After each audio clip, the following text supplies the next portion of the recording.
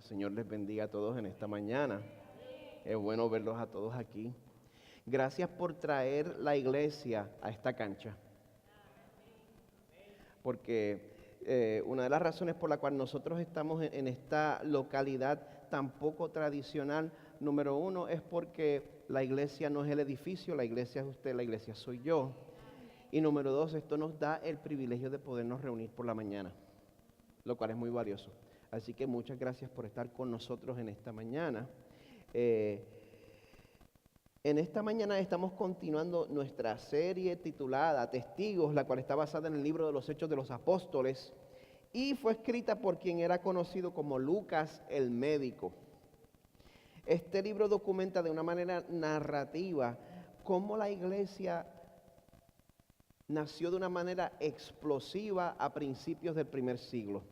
Vamos a ver que Jesús, primero que nada, Él cumple su promesa de que Él iba a enviar un poder sobrenatural. Y yo lo llamo pues sobrenatural porque este poder toma un grupo de hombres que eran conocidos por tener poco estudio y mucha cobardía. Y este poder sobrenatural les da la elocuencia, les da el valor, les da el denuedo de proclamar a Jesús como Dios y Salvador. De manera que en cuestión de meses la lista de seguidores de Jesús crece por decenas de miles de personas. Y todo esto sucede a pesar de que ellos se convierten en el objeto de la burla, de la opresión, de la persecución de parte de todas las autoridades civiles y religiosas. Sin embargo, usted sabe qué sucede cada vez que la gente se burla de la iglesia y la persigue. Esa persecución resulta eventualmente en el esparcimiento de los creyentes y por consecuencia el mensaje de salvación a través de Jesús llega hasta fronteras que ellos nunca se hubieran imaginado. Pues lo que termina sucediendo es que algunos de los apóstoles originales se quedan en Jerusalén y allí tienen la sede central de la iglesia. Y entonces de allí ellos se encargan de decidir asuntos centrales y de asegurarse que las nuevas iglesias se quedaran apegadas al mensaje principal. Mientras tanto, pues hay nuevos líderes que comienzan a surgir, tales como Pablo y Bernabé. Los hemos visto en las últimas semanas, hemos compartido sobre el primer viaje misionero que ellos tuvieron juntos. Ellos se ocupan de salir en estos viajes que llevan el mensaje de Jesús a los confines de la tierra, pues que ellos conocían para entonces. Y pues sucede algo que no había sucedido antes. La iglesia cristiana, que comienza entre judíos nada más, empieza a mostrar una diversidad cultural y una diversidad étnica. Y cuando eso pasa, las cosas no se hacen más fáciles, las cosas se complican. Por eso la semana pasada vimos que la iglesia tuvo que convocar un concilio especial en Jerusalén, número 1, para aclarar el mensaje del evangelio, porque eso estaba bajo cuestión. Y número 2, para no permitir que le impusieran cargas innecesarias a los nuevos cristianos, a los nuevos gentiles, porque los de origen judío querían imponerle a los cristianos nuevos gentiles que se circuncidaran. Llegaron a la conclusión de que no era correcto imponer expectativas culturales como si fueran el evangelio. Porque como vamos a ver esta mañana, Dios ya había decidido que la salvación no iba a ser solo para los judíos, sino que su propósito siempre fue conceder una salvación sin segregación. Les voy a rogar que busquen en sus Biblias en Hechos 16, 11 al 34, que en las Biblias de cortesía se encuentran en las páginas 698 y 699. Después que el concilio de Jerusalén toma su decisión, pues se puede sentir un respiro de alivio masivo de todos los hombres en las iglesias gentiles, porque primero que nada nos iban a tener que circuncidar. Acto seguido, a Pablo y a Bernabé les estaba yendo tan bien ministrándole a los gentiles. A Pablo y Bernabé les estaban siendo tan efectivos y estaban trabajando tan bien como equipo ministrando a los gentiles que por supuesto se pelean y se separan. Puede leer sobre todo eso. Estas personas que nosotros consideramos grandes héroes de la Biblia, la Biblia nunca los trata de idealizar ni de ponernos en un pedestal, sino que nos muestra que los creyentes pueden tener capítulos lamentables y vergonzosos en sus vidas. Y aunque se separen, siguen siendo hijos de Dios y Dios los sigue usando. Pues hoy vamos a ver cómo el mensaje imparable del Evangelio continúa su trayecto hacia los confines del mundo, llegando hasta Europa en el capítulo de hoy, a través de Filipos en Macedonia. Macedonia se encuentra al norte de Grecia, se los voy a mostrar pronto. Pues aquí vamos a ver una salvación que trascendía y todavía trasciende toda clase social. Hoy vamos a estar leyendo 23 versículos, vamos a estar listos para prestar atención a través de esta lectura un poquito extendida. Vamos a leer juntos en Hechos 16, 11 al 34, como de costumbre estoy leyendo de la Biblia de las Américas. Dice así la palabra del Señor. Así que, zarpando de Troas, navegamos con rumbo directo a Samotracia, y al día siguiente a Neápolis, y de allí a Filipos, que es una ciudad principal de la provincia de Macedonia, una colonia romana. En esta ciudad nos quedamos por varios días, y en el día de reposo salimos fuera de la puerta a la orilla de un río donde pensábamos que habría un lugar de oración. Nos sentamos y comenzamos a hablar a las mujeres que se habían reunido. Y estaba escuchando cierta mujer llamada Lidia, de la ciudad de Tiatira, vendedora de telas de púrpura, que adoraba a Dios. Y el Señor abrió su corazón para que recibiera lo que Pablo decía. Cuando ella y su familia se bautizaron, nos rogó diciendo: si juzgáis que soy fiel al Señor, venid a mi casa y quedaos en ella. Y nos persuadió a ir. Y sucedió que mientras íbamos al lugar de oración, nos salió al encuentro una muchacha esclava que tenía espíritu de adivinación, la cual daba grandes ganancias a sus amos adivinando. Esta, siguiendo a Pablo y a nosotros, gritaba diciendo: estos hombres son siervos del Dios Altísimo, quienes os proclaman el camino de salvación. Y esto lo hacía por muchos días. Mas desagradando esto a Pablo, se volvió y dijo al espíritu: te ordeno en el nombre de Jesucristo que salgas de ella. Y salió en aquel mismo momento. Pero cuando sus amos vieron que se les había ido la esperanza de su ganancia, prendieron a Pablo y a Silas y los arrastraron hasta la plaza ante las autoridades. Y después de haberlos presentado a los magistrados superiores, dijeron: estos hombres, siendo judíos, alborotan nuestra ciudad y proclaman costumbre que no nos es lícito aceptar ni observar, puesto que somos romanos. La multitud se levantó a una contra ellos, y los magistrados superiores, rasgándoles sus ropas, ordenaron que los azotaran con varas. Y después de darles muchos azotes, los echaron en la cárcel, ordenando al carcelero que los guardara con seguridad. Como a medianoche Pablo y Silas oraban y cantaban himnos a Dios, y los presos los escuchaban. De repente se produjo un gran terremoto, de tal manera que los cimientos de la cárcel fueron sacudidos. Al instante se abrieron todas las puertas y las cadenas de todos se soltaron. Al despertar el carcelero y ver abiertas todas las puertas de la cárcel, sacó su espada y se iba a matar, creyendo que los prisioneros se habían escapado. Mas Pablo clamó a gran voz diciendo: no te hagas ningún mal, pues todos estamos aquí.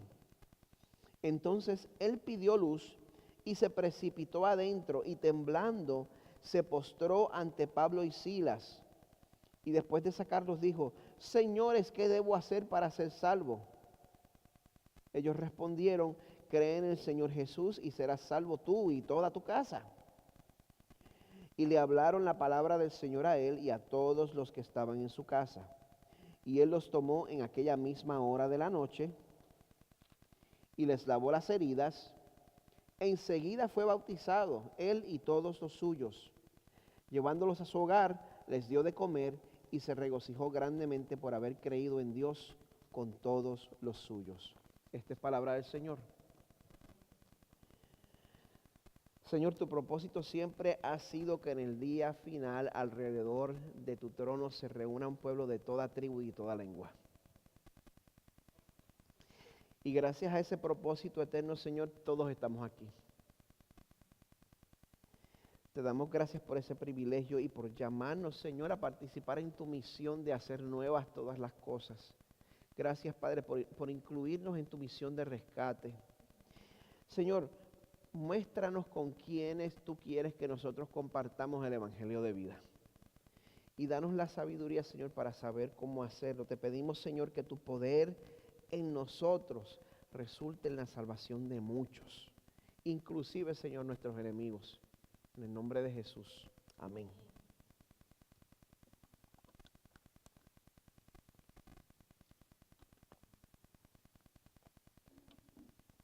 Uno de los puntos más oscuros de la historia de la colonización de América, por supuesto, es el capítulo de la esclavitud.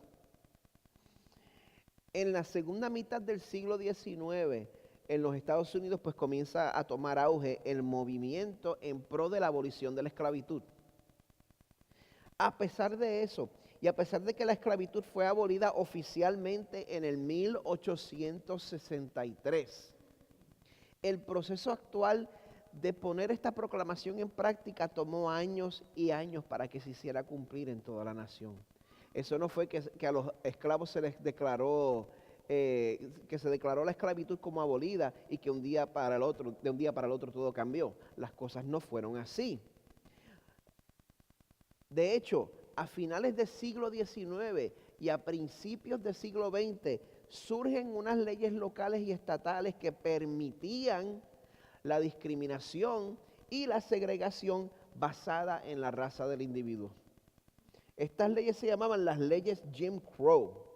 No sé cuántos de ustedes han oído de esas leyes. Esas leyes hicieron posible que, a pesar de que la esclavitud ya era ilegal, toda persona de color en los Estados Unidos de América estuviera expuesta a ser víctima de la opresión y de la discriminación. No fue hasta que surgió el movimiento de los derechos civiles que estas leyes fueron completamente abrogadas. Estamos hablando del 1965. Eso acaba de pasar en nuestra historia. El proceso de tratar a las diferentes razas y etnias con igualdad en los Estados Unidos de América ha sido un proceso dolorosamente lento. Porque contrario a lo que te enseñan en los medios, el racismo no es aprendido, el racismo viene de fábrica, viene de nacimiento. Lo podemos encontrar en nuestros corazones por naturaleza. Es una de las muchas maneras en las cuales nosotros buscamos sentirnos superiores a otros. Es nuestra tendencia a justificarnos a nosotros mismos. Solamente el corazón que ha sido transformado en el poder de la muerte y la resurrección de Jesús tiene la esperanza de tan siquiera poder identificar, confesar y apartarse de ese pecado. Sin embargo, este pecado que la Biblia lo llama hacer acepción de personas, ya los que se criaron conmigo en la iglesia pues saben de qué estoy hablando. Ese pecado no solo se puede usar en contra de personas de otras razas, sino que también se usa en contra de personas de otras clases socioeconómicas. Santiago, el hermano menor de Jesús, él habla sobre ese pecado de la siguiente manera en Santiago 2, dice: mis amados hermanos, ¿cómo pueden afirmar que tienen fe en nuestro glorioso Señor Jesucristo si favorecen más a algunas personas que otras? La fe en Jesús es cuestionada si practicamos el trato preferencial. Por ejemplo, supongamos que alguien llega a su reunión vestido con ropa elegante y con joyas costosas y al mismo tiempo entra una persona pobre y con ropa sucia. Si ustedes le dan un trato preferencial a la persona rica y le dan un buen asiento, pero al pobre le dicen tú puedes quedarte de pie allá o bien sentarte en el piso, ¿Acaso esta discriminación no demuestra que sus juicios son guiados por malas intenciones? Palabra de Dios. Este tipo de trato preferencial era un problema entre los creyentes de estos tiempos y también puede ser un problema hoy en día, inclusive a la hora de compartir nuestra fe. De manera que aún entre latinos, nosotros nos podemos sentir tentados a compartir nuestras vidas solo con personas que se parezcan a nosotros. Por eso, si tú te pones a analizar una demográfica de una iglesia, piensa en cualquier iglesia, cualquier doctrina, sea famosa o no, sea grande o pequeña, ponte a analizar la gente que está representada en esa iglesia. Analiza la demográfica de una iglesia. Si tú notas que una iglesia se ha vuelto más que nada, una iglesia de gente joven, o una iglesia de generación X como yo, o una iglesia de profesionales más que nada, o una iglesia de padres jóvenes, o una iglesia solo de personas mayores, o una iglesia de gente pudiente, en mayoría. De manera que pertenecer a esa iglesia básicamente le deja saber a la gente de qué clase yo soy.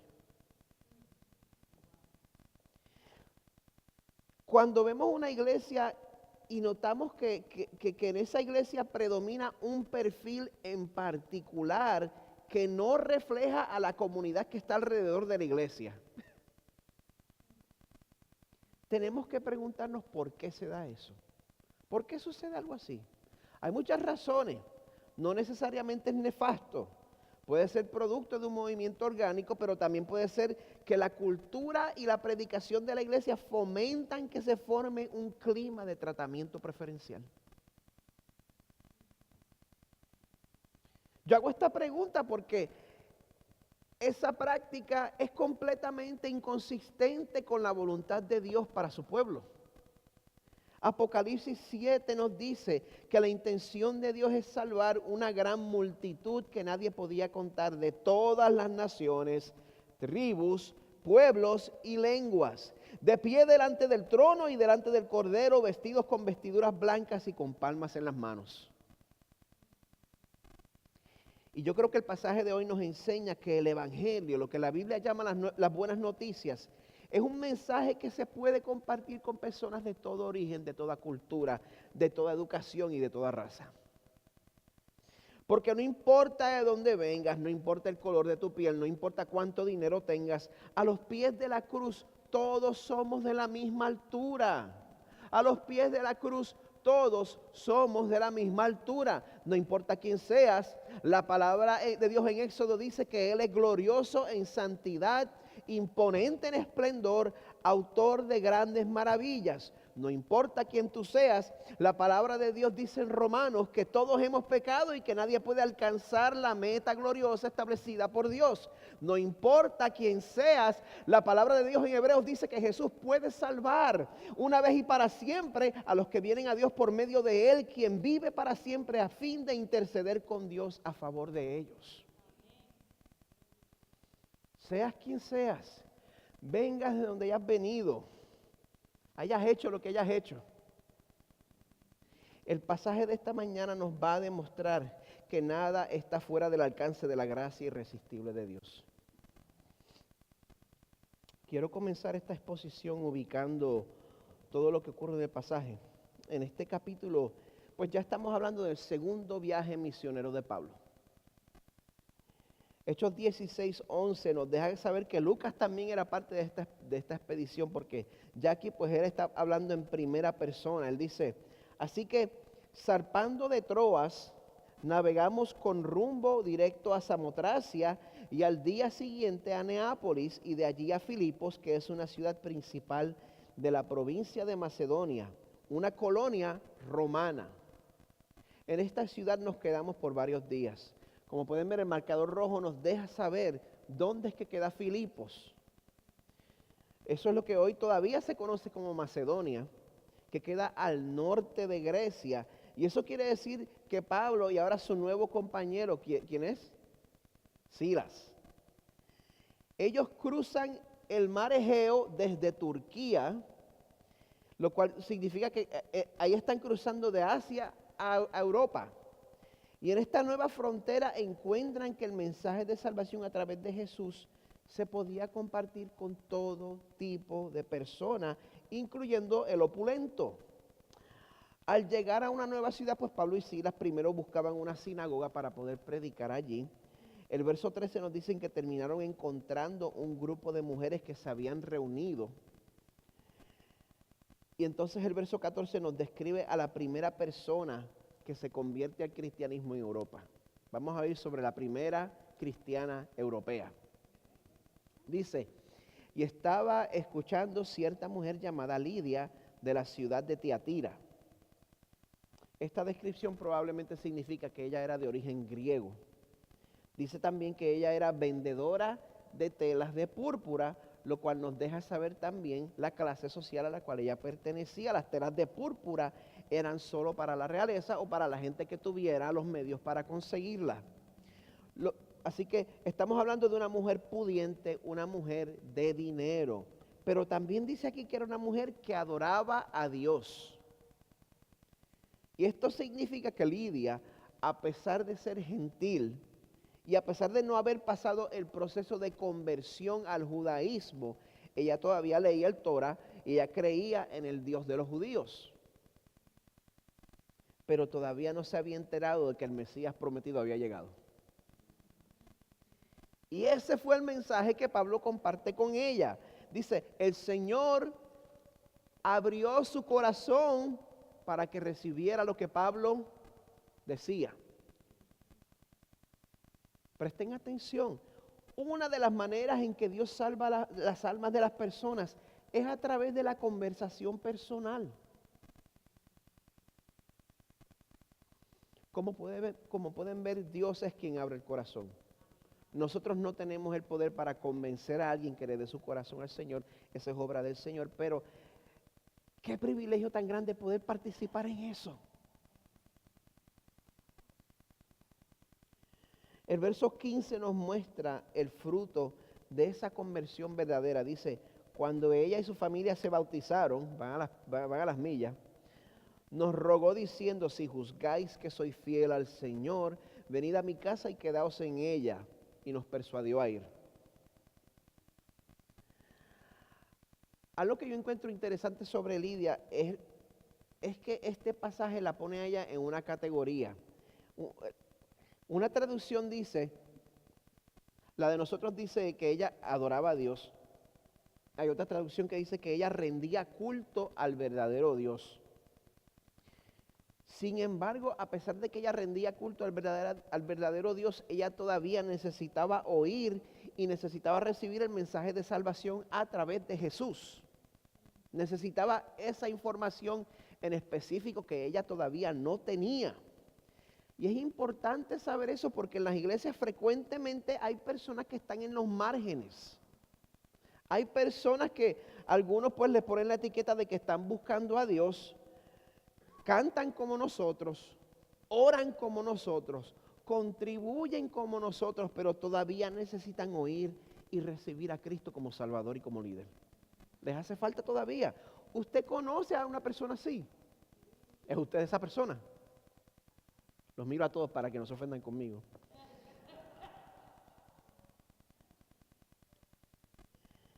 Es importante que sepamos que no importa toda la aportación que estemos haciendo en medio de la iglesia, necesitamos oír y recibir el Evangelio. La salvación no es basada en cómo yo sirvo a Dios. La salvación es basada en lo que Dios hizo por mí en Jesucristo.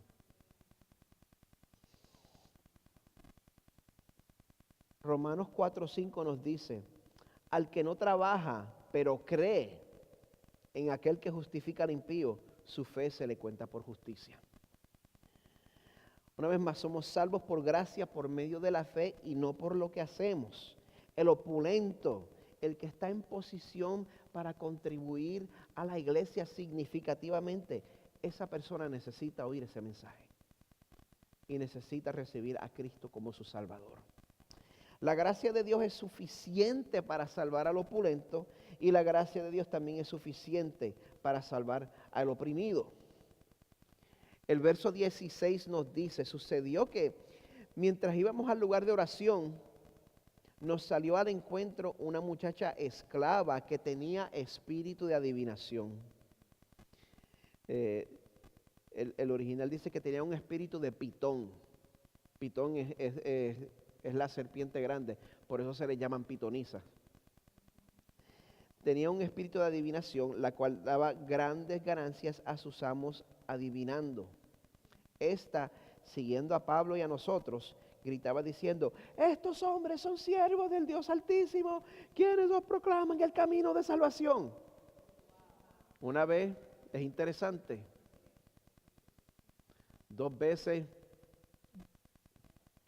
pero ya la tercera y la cuarta, bueno, antes de llegar a eso, vamos a pasar un momento y yo quiero que apreciemos cuán trágica es esta estampa. Algo horrible está sucediéndole aquí a una joven. Esta pobre joven estaba siendo atormentada por un demonio.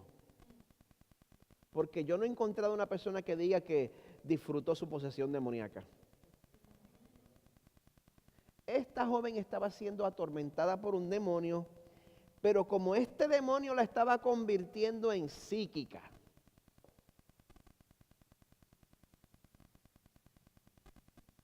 Y quiero que sepan que alguna vez que usted consulte con un psíquico o que le hagan un trabajito o algo así, están sucediendo una de 2 cosas. O lo están estafando o usted se está metiendo con demonios.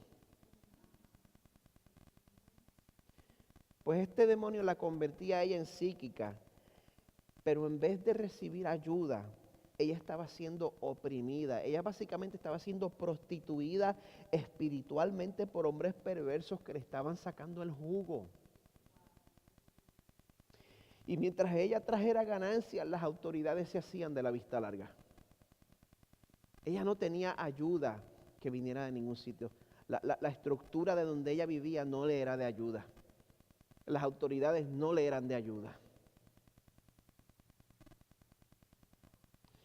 Y bueno, de la misma manera que los demonios reconocían a Jesús cuando estuvo en la tierra, los demonios reconocieron a Pablo y Silas, pero eso no quería decir que estuvieran de su parte.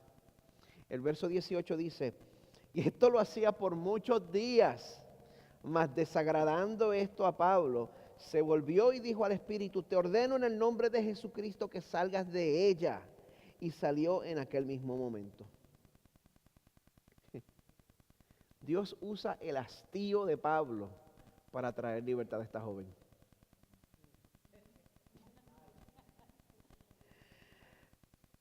Pero así es como llega la libertad de esta pobre joven después de haber pasado tanto tiempo de opresión social y opresión demoníaca. Pero ese es el Dios que servimos. El Salmo 103 dice que Dios hace justicia y juicios a favor de todos los oprimidos. El sistema puede que no esté pendiente de la gente, puede que se le pase al sistema, puede que usted conozca personas que donde esté viviendo, en su país o donde sea, esté pasando por injusticias. A Dios no se le pasa. Dios conoce a esa persona. Pero cuando nosotros tomamos una postura de querer ayudar al pobre y traer justicia al oprimido, eso nos va a garantizar la oposición de la gente que lo que quiere es favorecer a sus benefactores. Eso pasa hoy en día y también pasaba entonces. El verso 19 dice: cuando sus amos vieron que se les secó el negocio, que se les había ido las esperanzas de su ganancia, prendieron a Pablo y a Silas y los arrastraron hasta la plaza ante las autoridades. Después de haberlo presentado a los magistrados superiores, dijeron: estos hombres, siendo judíos, alborotan nuestra ciudad y proclaman costumbres que no nos es lícito aceptar ni observar, puesto que somos romanos. Al parecer no dejaron que ni Pablo ni Silas hablaran. Y esta ciudad que se había hecho de la vista larga ante la injusticia que se estaba cometiendo en contra de esta joven, pues entonces sí le presta atención a la queja de los empresarios, de los hombres de negocio. Y bueno, sin dejarlos decir mucho, dice el verso 22, la multitud se levantó a una contra ellos y los magistrados superiores, rasgándoles sus ropas, ordenaron que los azotaran con varas y después de darle muchos azotes, Usted se imagina a la gente azotando a Pablo y diciendo, miren, ya este hombre está lleno de cicatrices de las veces que lo han apedreado. Después de darle muchos azotes, los echaron en la cárcel, ordenando al carcelero que los guardara con seguridad.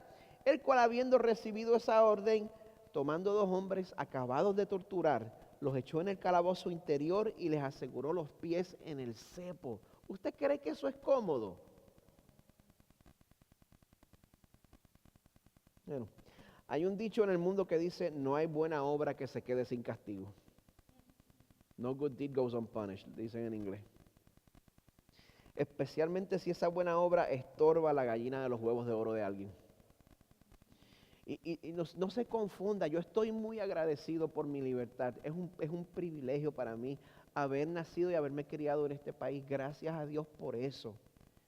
Yo doy gracias por el sistema económico bajo el cual estamos y que no estamos bajo otro. Pero es importante saber que el capitalismo no es Dios y el capitalismo no nos va a salvar. De hecho, la raíz de todos los males es el amor al dinero. No el dinero, el amor al dinero.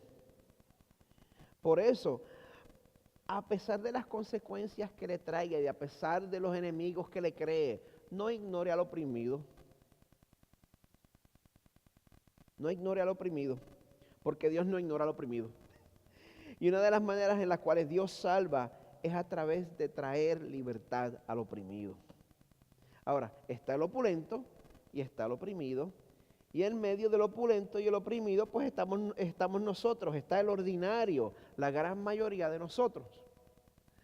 Y la razón por la cual Dios había permitido esta injusticia en contra de Pablo y de Silas es porque Dios quería alcanzar a una persona ordinaria. Dios quería salvar un carcelero. Así que, ¿qué mejor manera de que ese carcelero oyera el evangelio que mandar a Pablo y Silas a la cárcel?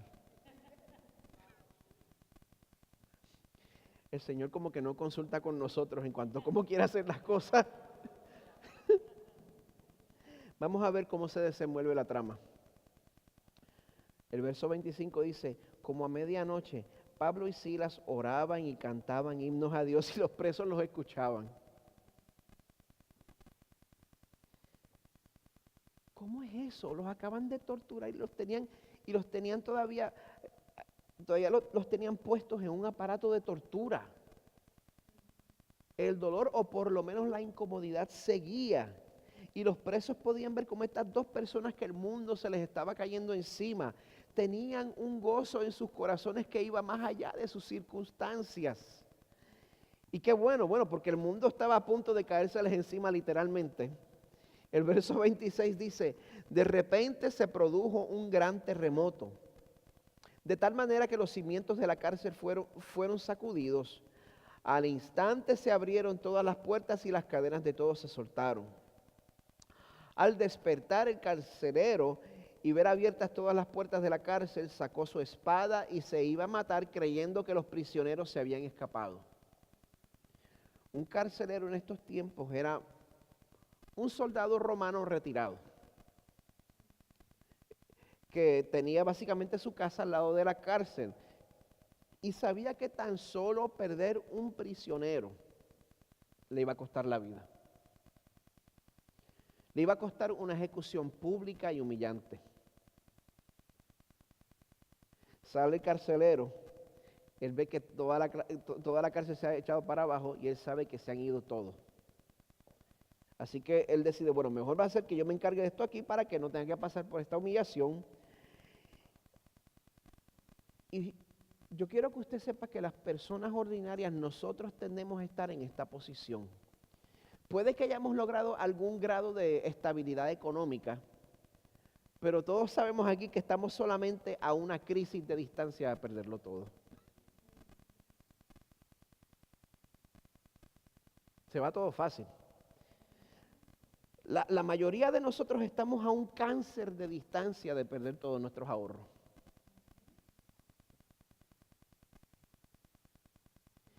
Pero esta crisis que pudiera haber terminado en un suicidio es evitada a través de la integridad de Pablo. Dice el verso 28, Pablo clamó a gran voz diciendo, no te hagas ningún mal, pues todos estamos aquí. De alguna manera consiguió que los presos no se fueran. Entonces él pidió luz y se precipitó adentro y temblando se postró ante Pablo y Silas. Y yo quiero que vean algo aquí. Yo creo que lo que lo estremeció no fue tanto el terremoto. Yo creo que lo que lo estremeció no fue tanto que cantaran. Yo creo que lo que lo estremeció fue el hecho de que ellos pudieron haber tomado ventaja de esta situación y decidieron retener su integridad, aunque fuera de desventaja para ellos. Y eso lo estremeció. Porque eso no se ve. Porque todo el mundo está listo para tirar para su lado. Puede que Dios haya puesto en tu camino una persona así. Una persona que probablemente no le interesa las cosas de Dios, pero ha llegado una crisis a su vida que siempre suaviza los corazones de las personas. Y ahora pues siempre tienen preguntas. Esa persona va a ser conmovida no tanto por tus palabras, sino al ver que la vida de un cristiano es diferente. Al ver que un cristiano es honrado y que tiene integridad aunque lo pongan en desventaja. El verso 31 dice, ellos respondieron, cree en el Señor Jesús y serás salvo tú y toda tu casa. Y le hablaron la palabra del Señor a él y a todos los que estaban en su casa. Pausó ahí. Pues, tenemos que darnos cuenta que esto fue algo que Pablo le dijo al carcelero. Nosotros no podemos tomar esto y creer que esto es una promesa de que si yo me convierto, toda mi familia se va a convertir. Cada uno de mis familiares es responsable delante del Señor. De hecho, hay muchos creyentes con familiares que no son salvos. No podemos echarle la culpa a Dios de eso. Ok. Verso 33, Él los tomó en aquella misma hora de la noche, les lavó las heridas, enseguida fue bautizado él y todos los suyos, llevándolos a su hogar, les dio de comer y se regocijó grandemente por haber creído en Dios con todos los suyos. Qué gozo tan grande que no solo uno crea, sino que tu familia crea verdaderamente, no porque te están siguiendo. El tipo ordinario, el que vive cheque a cheque, el que está a una crisis de distancia de la ruina financiera y personal. La mayoría de nosotros aquí. Ese es el tipo de persona que si no tiene a Jesús en su corazón, no le ve sentido a la vida si fracasa. Ese tipo de persona también necesita salvación. Algo que es interesante en este pasaje es que este libro, el libro de los Hechos, al principio nos muestra cómo la gente se convierte por muchedumbre, por miles y miles y miles y miles. Y de momento cuando llega a Europa, Lucas escoge darnos las historias de 3 personas en específico. De momento el foco de las conversiones va de las muchedumbres a 3 personas en específico. Lo cual nos dice que Dios va a salvar un pueblo, pero también nos conoce a cada uno de nosotros por nombre y Él nos alcanza con su amor donde quiera que nosotros nos encontremos. Dios salva a través de la conversación personal.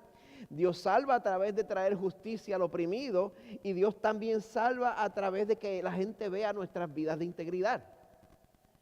Y a nosotros nos toca considerar cómo nosotros podemos hablar al corazón de la persona en particular de acuerdo a su situación. Nosotros no podemos tener un enfoque de que podemos usar la misma presentación del Evangelio con todo el mundo. Tenemos que ver dónde está cada persona y cómo le podemos hablar. Quiero cerrar enseñándoles una oración mañanera, que es parte del judaísmo ortodoxo. Esta oración se llama el Shacharit, y tienen que hacer así. No estoy exagerando, se llama el Shacharit. Dice así: bendito eres tú, Señor Dios nuestro, Rey del universo, que no me hiciste gentil. Bendito eres tú, Señor Dios nuestro, Rey del universo, que no me hiciste esclavo. Bendito eres tú, Señor Dios nuestro, Rey del universo, que no me hiciste mujer.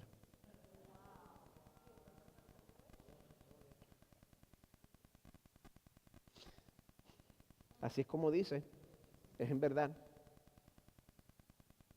Yo espero que usted no se la trate de aprender, pero perdonen que los haya dado ese engañito aquí.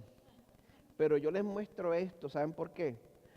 Porque eso nos muestra a dónde llega nuestra religión cuando dejamos empezar a colar la práctica del trato preferencial. Ahí es donde llegamos. Ahí es donde paramos. Este pasaje vemos que podemos terminar muy lejos de la voluntad de Dios. Porque en este pasaje Dios salvó precisamente a una mujer, a Lidia. Dios salvó a una esclava. Y Dios salvó a un gentil, el carcelero.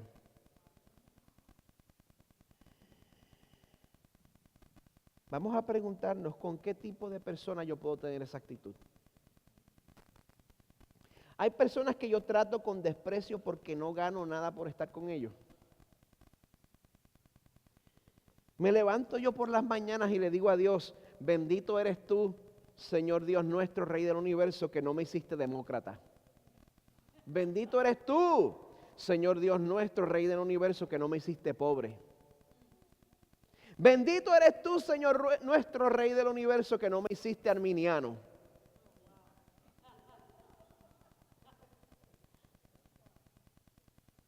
En su comentario del libro de los Hechos, Tony Merida escribe lo siguiente: Jesús incorpora todo tipo de personas en su familia, con la intención de que los individuos que Él salve, entonces se sirvan el uno al otro como hermanos y hermanas en una misión común.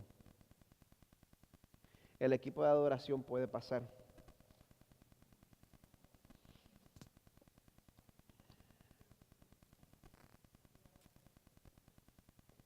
Si Dios te salvó a ti desde una posición desesperada, como dijimos hace poco, entonces Él te llama en esta mañana a que seas de igual bendición a los demás. Si Él te salvó a ti en medio de tu desesperación, sé de igual bendición a los demás, sin importar el trasfondo de la persona, confiando en que el mismo Dios que salva, a ti no te toca santificar a la gente, el mismo Dios que salva es el mismo Dios que transforma las vidas cuando y donde sea necesario. ¿Sabes por qué? Porque a los pies de la cruz todos estamos a la misma altura. Romanos 3 dice, todos hemos pecado, nadie puede alcanzar la meta gloriosa establecida por Dios. Sin embargo, Dios nos declara justos gratuita y bondadosamente por medio de Cristo Jesús, quien nos liberó del castigo de nuestros pecados. Pues Dios ofreció a Jesús como el sacrificio por el pecado. Las personas son declaradas justas a los ojos de Dios cuando creen que Jesús sacrificó su vida al derramar su sangre. Así que en este momento vamos a responder juntos recordando esa sangre que nos une a todos, sin importar nuestro estatus, sin importar nuestra raza, sin importar nuestra nacionalidad. Les voy a pedir que estemos de pie y preparemos nuestros corazones para recibir la cena del Señor.